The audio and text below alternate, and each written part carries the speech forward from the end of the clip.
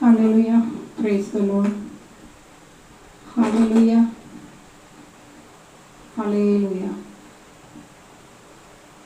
Hallelujah.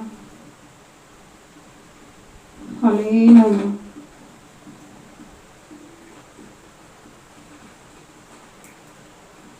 Hallelujah. Hallelujah. స్తోత్రం నాయనా, ఈ సాయంకాల సమయాన్ని బట్టి స్తుతిస్తున్నాం తండ్రి. శుక్రవారం ధ్యానం బట్టి స్తుతిస్తున్నాం దేవా. అయ్యా తండ్రి, వాక్య ధ్యానంలో ప్రార్థనలో మీరు అధ్యక్షత వహించండి. ఆత్మస్వరూపైన దేవుడా, మీ బలమైన సన్నిధి వశీకరమ బతెరబా నైనా తవ వశీకరమ వశియ రేవశాందర వికరవరి వశాందర నీ మహిమ చేత స్థలాన్ని మీరు ఆక్యుపై చేయమని వేడుకుంటున్నాను తండ్రి. తండ్రి, ఆన్లైన్ ద్వారా ఎంతమంది అయితే వింటున్నారు, నీకు ఆత్మ ద్వారా మీరు దర్శించమని వేడుకుంటున్నాను ప్రభా.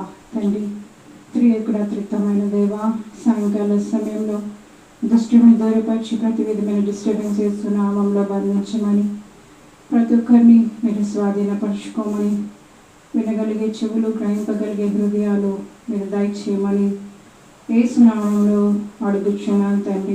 ఆమేన్. హల్లెలూయా.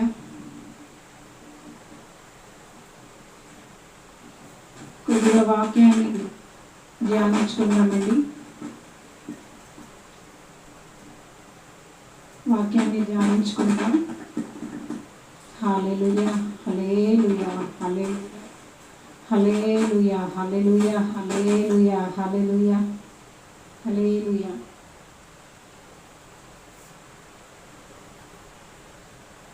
మత్తయి 7వ అధ్యాయం, మత్తయి 7వ అధ్యాయం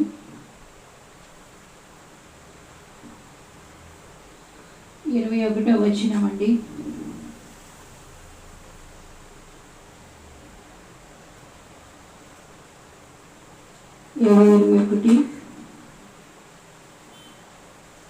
ప్రభువా ప్రభువా అని నన్ను పిలుచు ప్రతి వాడు పరలోక రాజ్యంలో ప్రవేశింపుడు గాని పరలోకమందున్న నా తండ్రి చిత్త ప్రకారం చేయవాడే ప్రవేశించును. బాగా అర్థం చేసుకోండి. ప్రభువా ప్రభువా అని పిలిచేవాడే పరలోక రాజ్యం వెళ్ళరంట. మరి పిలవని వాళ్ళ సంగతి ఏంటి? ఎక్కడికి వెళ్తారు? ప్రభువా ప్రభువా అని పిలిచే ప్రతి వారు పరలోక రాజ్యానికి వెళ్ళరంట. మరి పిలవని వారు ఎక్కడికి వెళ్తారు? పిలిచేవారు వెళ్ళకపోతే ఇంకా పిలవని వారి సంగతి ఏంటి? చూడండి, ప్రభువా ప్రభువా అని నన్ను పిలుచు ప్రతి వాడును పరలోక రాజ్యంలో ప్రవేశింపుడు గాని పరలోకమందున్న నా తండ్రి చిత్త ప్రకారము చేయబడే ప్రవేశించును. ఆ దినమందు అనేకులు నన్ను చూచి, ప్రభువా ప్రభువా, మేము నీ నామమున ప్రవచింపలేదా? నీ నామమున దయ్యములను వెళ్ళగొట్టలేదా? నీ నామమున అనేకమైన అద్భుతం చేయలేదా అని చెప్పుదురు. అప్పుడు నేను మిమ్మను ఎన్నడను ఎరుగను, అక్రమం చేయవారులారా, నా యొద్ద నుండి పొండని వారితో చెప్పుదును.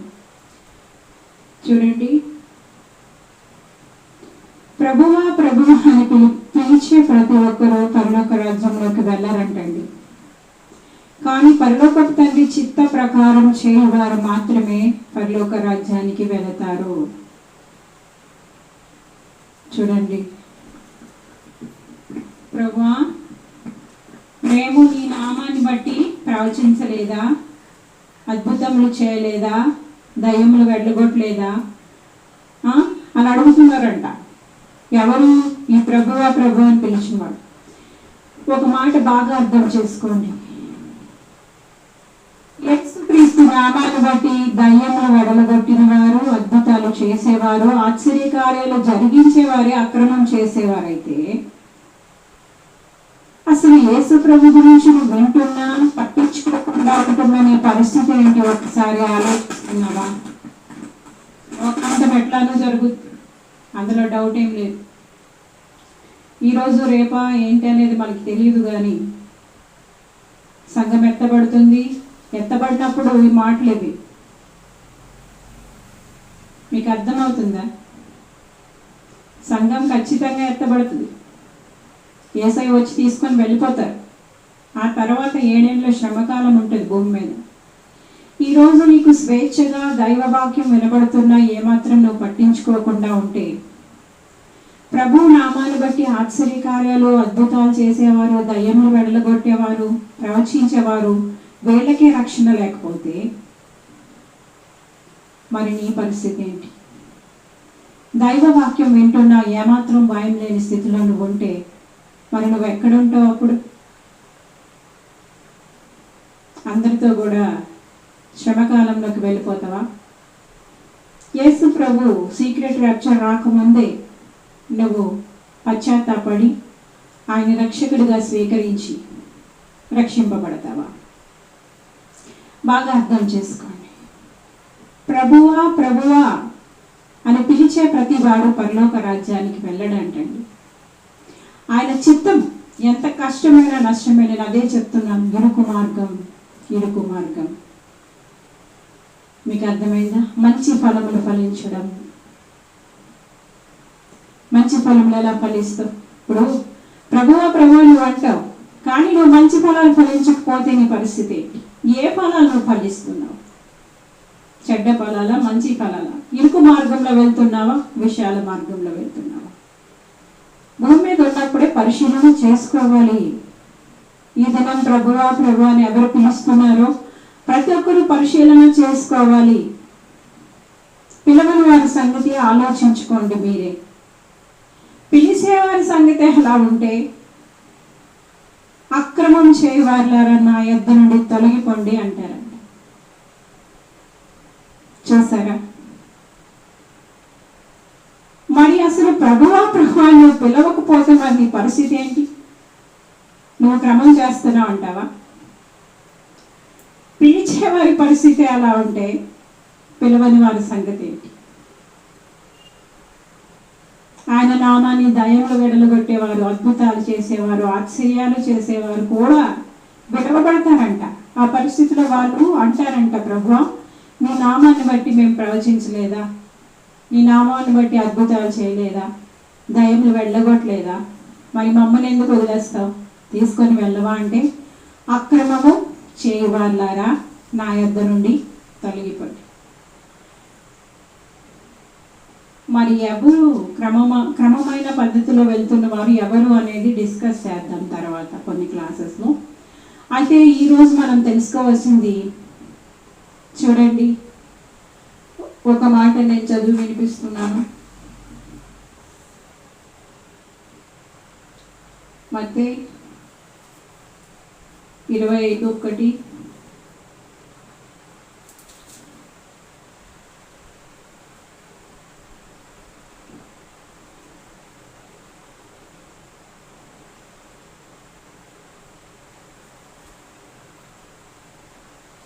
పరలోక రాజ్యము తమ దివిటీలు పట్టుకొని పెండ్లి కుమారుని ఎదుర్కొంటకు బయలుదేరిన 10 మంది కన్యకులను పోలి ఉన్నది.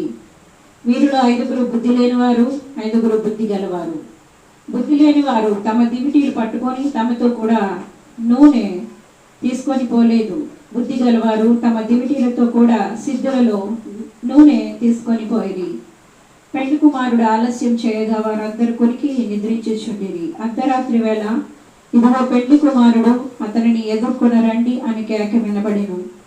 అప్పుడు ఆ కన్యకులందరూ లేచి తమ దివిటీలను చక్కపరిచిరి. గాని బుద్ధి లేని ఆ కన్యకులు, మా దివిటీలు ఆరిపోచున్నవి గనుక మీ నూనెలో కొంచెం మాకీడని బుద్ధి గల వారిని అడిగిరి. అందుకు బుద్ధిగల కన్యకులు, మాకును మీకును ఇది చాలదేమో, మీరు అమ్మవారి వద్దకు పోయి కొనుక్కొనడని చెప్పిరి. వారు కొనబోచుండగా పెండ్లి కుమారుడు వచ్చెను. అప్పుడు సిద్ధపడి ఉన్నవారు అతనితో కూడా పెండ్లి విందుకి లోపలికి పోయిరి. అంతటా తలుపు వేయబడెను. ఆ తరువాత తక్కిన కన్యకులు వచ్చి, అయ్యా అయ్యా మాకు తలుపు తీయమని అడుగుగా అతడు, మేము నెరుగునని మీతో నిశ్చయముగా చెప్పుచున్నాను. ఆ దినమైనను ఆ గడి అయినను మీకు తెలియదు గనుక మెలకుగాండి. ఇక్కడ మెలకువ ఇంపార్టెంట్ అండి. మరి మెలకు ఎలా వస్తుంది మనకి? బుద్ధి లేని వాళ్ళు, బుద్ధి గల వాళ్ళ గురించి ఇక్కడ చెప్పబడుతుంది. ఈ 10 మంది కన్యకులు కూడా యేసు ప్రభు రాకడ కొరకే సిద్ధపడుతున్నారు. ఎప్పుడు యేసయ్య వస్తారో మేము వెళ్ళిపోతామని. ఈ లోపల ఏమైందంటే అందులో బుద్ధి గల 5, బుద్ధి లేని 5. ఈ బుద్ధి గల 5 కన్యకులు ఏం చేశారు? వాళ్ళతో కూడా దీపాన్ని వెలిగించుకున్నారు, నూనె కూడా తీసుకొని వెళ్ళారు. ఈ బుద్ధి లేని వాళ్ళు ఏం చేశారంటే నూనెని తీసుకొని వెళ్ళలేదు.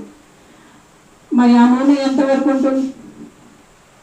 మన శక్తి మీద, మన భక్తి మీద మనం ఆధారపడడానికి లేదు. పరిపూర్ణముగా దేవుడి మీద అనుక్షణం ప్రతినిత్యం ఆధారపడాలి. మన భక్తి చేసుకొని మనమేదో సిద్ధంగా ఉంటాం, మెలకుగా ఉంటామని కాదు. మరి మనం ఎలా సిద్ధపాటు వస్తుంది? మనకి దైవాత్మ చేత మనం నింపబడాలి. ఇక్కడ నూనె అనేది పరిశుద్ధాత్మకి సాదృశ్యం. ఒకవేళ నువ్వు నిద్రమత్తులో, ఒకవేళ ఆ టైంకి నీ శారీరక బడలకను బట్టి నిద్రపోతున్నా నిన్ను అలర్ట్ చేసేది ఎవరు? పరిశుద్ధాత్ముడు. అనుక్షణం ఒకవేళ తప్పటడుగులు పడుతున్నప్పటికీ నేను సరిచేసేది పరిశుద్ధాత్ముడు. లేకపోతే నువ్వు నీ స్వనీతి స్వబుద్ధి మీదే ఉంటావు. నేను బాగానే ఉన్నాను, నేను భక్తి చేస్తున్నాను, నేను చేయాల్సిందంతా చేస్తున్నాను అని నిన్ను నువ్వు సాటిస్ఫై చేసుకుంటావు. ఒకరి ఎదుట సరైనదిగా కనబడు మార్గం కలదు, అయితే తొదికి అది మరణానికి త్రోవ తీస్తుంది. ఎవరి మార్గం వాళ్ళకి సరిగ్గానే ఉంటుంది. మరి నిన్ను సరిచేసేది ఎవరు? అనుక్షణం నీతో ఉండే పరిశుద్ధాత్మ దేవుడు. అదే నూనెకి సాదృశ్యం అన్నమాట. ఏ పరిస్థితిలోనైనా నిన్ను లీడ్ చేయగలిగి జయ మార్గంలోకి, జయ జీవితంలోకి నిన్ను నడిపించేది పరిశుద్ధాత్మ దేవుడు. మరి ఆత్మకి నీ హృదయంలో స్థానం ఇస్తున్నావా? ఆత్మ ఫలాలు ఫలిస్తున్నావా? చూడండి, 10 మంది కూడా యేసు ప్రభు రాకడ కొరకే సిద్ధపడుతున్నారు. కానీ అందులో 5 బుద్ధి గలవారు, 5 బుద్ధి లేనివారు. బుద్ధి గలవారు సిద్ధులలో నూనె తీసుకొని వెళ్ళారు. బుద్ధి లేని వారు సిద్ధుల్లో నూనె తీసుకొని వెళ్ళలేదు. వాళ్ళ నూనె అయిపోయింది. ఈ లోపల పెండు కుమారుడు వచ్చారు, వచ్చారు. అప్పుడు అడుగుతున్నారు, అయ్యో మా నూనె అయిపోయింది, మా దీపాలు ఆరిపోతున్నాయి, కొద్ది నూనె ఇవ్వరా అంటే, మాకు ఇది చాలదు, షావుకాల దగ్గరికి వెళ్ళండి. అయితే వెళ్ళి వచ్చే లోపల తలుపు వేయబడింది. మీకు అర్థమైందా? ప్రభువా తలుపు తీయమంటే ఏమన్నారు యేసు ప్రభు? అక్రమం చేయవారులారా, చూడండి ఏమన్నారు. అతడు మిమ్మల్ని ఎరుగునని మీతో నిశ్చయముగా చెప్పుచున్నాను. అయ్యా మాకు తలుపు తీ. అసలు మిమ్మల్ని ఎరుగును అంటున్నారు. పరిస్థితి చూసారా? ఈరోజు ప్రభు కోసం అనేక మంది ఎదురు చూస్తున్నారు. రేపు మరి ఆయన వచ్చే సమయంలో మిమ్మల్ని ఎరగను అంటే ఏంటి? దేవుడు ఎరిగారా ఎరగలేదా అనేది మీ క్రియలను బట్టి తెలుస్తుంది. మెలకువగలిగి ఉంటున్నావా? ఆదమరుపుగా ఉంటున్నావా? ఆదివారం మాత్రమే మెలకు వస్తుందా నీకు? మిగతా సమయాల్లో మెలకు లేదా? లేకపోతే గుడ్ ఫ్రైడే, ఈస్టర్ పండుగలు, క్రిస్మస్కి మెలకు వస్తుందా? మిగతా సమయాల్లో దేవుడు గుర్తు రావట్లేదా? యేసు ప్రభు వారి కొరకు ఎదురు చూసేవారి పరిస్థితి అలా ఉంటే అసలు నీ సంగతి ఏంటి? ప్రభువా అని నువ్వు పిలవు, ప్రార్థించవు, దేవుని మాటలు పక్కన పెడతావు. మరి రేపు యేసు ప్రభు వచ్చినప్పుడు నీ ముఖాన్ని నువ్వు చూపించగలుస్తావా? అప్పుడు ఎక్కడికి వెళ్తావాడు తెలుసా? బండ వేటల్లో, బండ సందులో దూరుతావంట. నీ విగ్రహాలని మీరు పడేస్తారండి, ఎలుకలకి గబ్బలాలకి వేస్తారండి. అందరూ చూస్తారు, అందరికీ కనబడతారు. యేసు ప్రభు ఆకాశం మేఘారూఢుడుగా వస్తున్నప్పుడు ప్రధాన దూత శబ్దంతో, దేవుని బోరుతో, కోటాను కోట్ల దేవదూతలతో ఆయన వస్తున్నప్పుడు అందరికీ కనబడతారు. మీకు అర్థమవుతుందా? అందరూ చూస్తారు. అప్పుడు వల్ల కొట్టుకుంటారు, అయ్యో ఆ రోజు నేను దేవుని మాట వినబడుతున్నప్పుడు నేను పశ్చాత్తాపడలేదే. ఇప్పుడు దేవుని గురికి ఎదురు చూసేవారే, దేవుని పిలుస్తున్న వారే, దేవుని నామాన్ని బట్టి అద్భుతాలు చేసేవాళ్ళ పరిస్థితి కేవలం దైవ చిత్తాన్ని నెరవేర్చట్లేదని, మెలకు వారి బ్రతుకులో లేదని, మంచి ఫలములు ఫలించట్లేదని వినబడుతూ ఉంటే, అసలు ఈరోజు దేవుని మాట నీకు వినబడుతున్నప్పుడు ఏమాత్రం పట్టించుకోలేని నీ స్థితి ఎట్లా ఉంటుందో ఆలోచిస్తున్నావా? దైవ చిత్తాన్ని వాళ్ళు చేయట్లేదు, మెలకు వాళ్ళ బ్రతుకుల్లో లేదు, దైవాత్మకి స్థానం ఇవ్వలేని వారి పరిస్థితి ఎట్లా ఉంటే, దేవుణ్ణి పిలిచేవారి సంగతి, దేవుడి నామాన్ని బట్టి అద్భుతాలు ఆశ్చర్యాలు చేసేవారి సంగతి అలా ఉంటే, అసలు దేవుడి మాట నీకు వినబడుతున్నా పట్టించుకోకుండా నువ్వు ఉంటే రేపు నీ పరిస్థితి ఏంటో నీకు తెలుసా? నీకు తెలియదు కానీ నాకు తెలుసు. అందుకే ఈరోజు చెప్తున్న మాట, పశ్చాత్తాపడండి. చూడండి, ఇంకా ఎక్కువ చెప్పినా సరే మీకు అర్థం అవ్వదు, ఇంకా ఆపుతున్నాను. ప్రార్థన చేసుకుందామండి.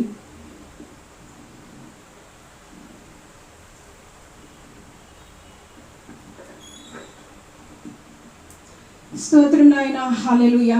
సాయంకాల సమయాన్ని బట్టి స్తుతిస్తూ ఉన్నాను నాయన.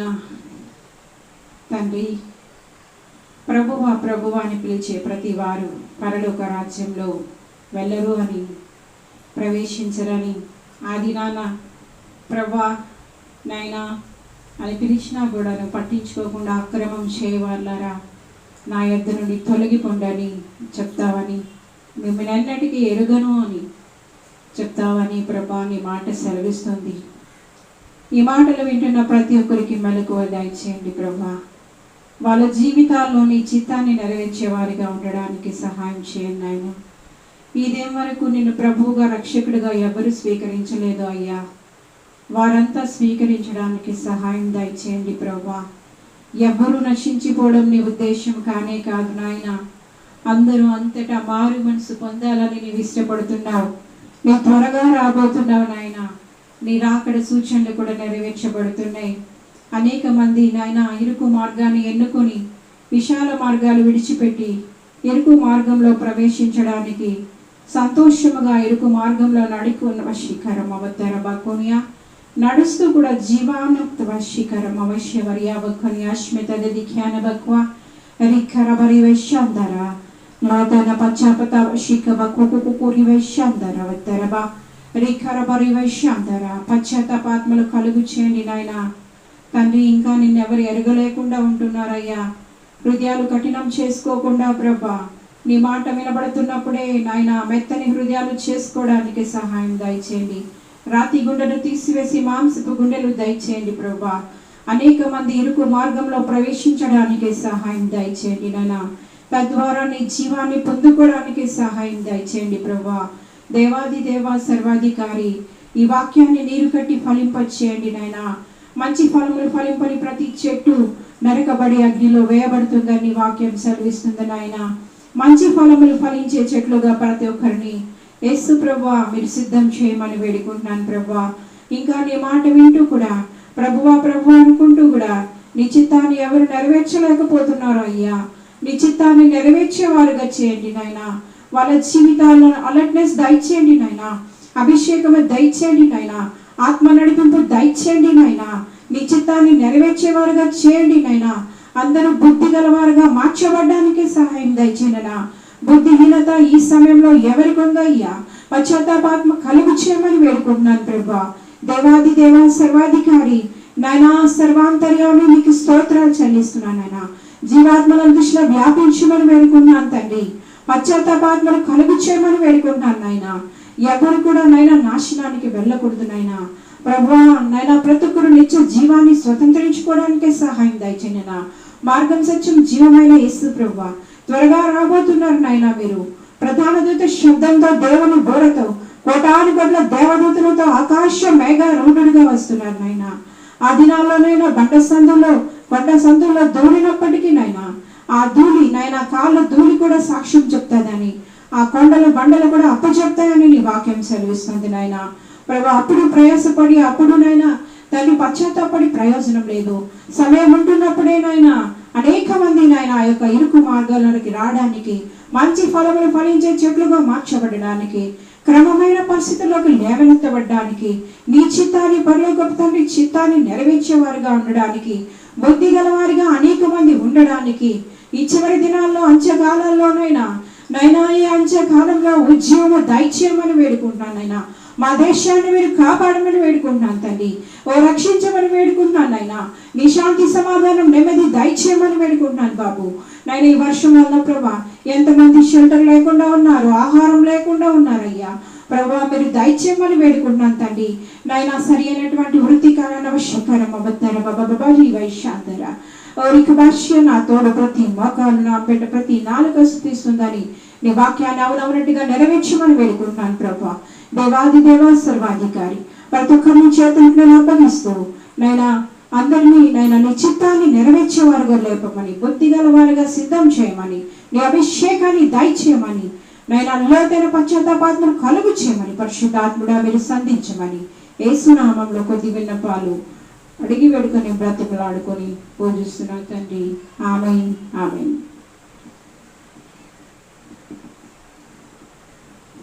సాయం సంజ వేళలో నీ పొలములో ధ్యానించనే వెళ్ళగా వాక్యమైన దేవా ఆత్మగా వచ్చావా, నీ నోటి మాటలతో నాకు నెమ్మది కలుగా చేసావా. కనుక ఈ సాయంకాల సమయంలో వాక్యమైన దేవుడు మీ దగ్గరికి వచ్చి మాట్లాడుతున్నప్పుడు పశ్చాత్తాపడండి, మీ హృదయాలు యేసు ప్రభువుకి అప్పగించుకోండి. మీరు కూడా బుద్ధి గల కన్యకల్లాగా సిద్ధపడండి యేసు నామములో. ఆమేన్. హల్లెలూయా హల్లెలూయా.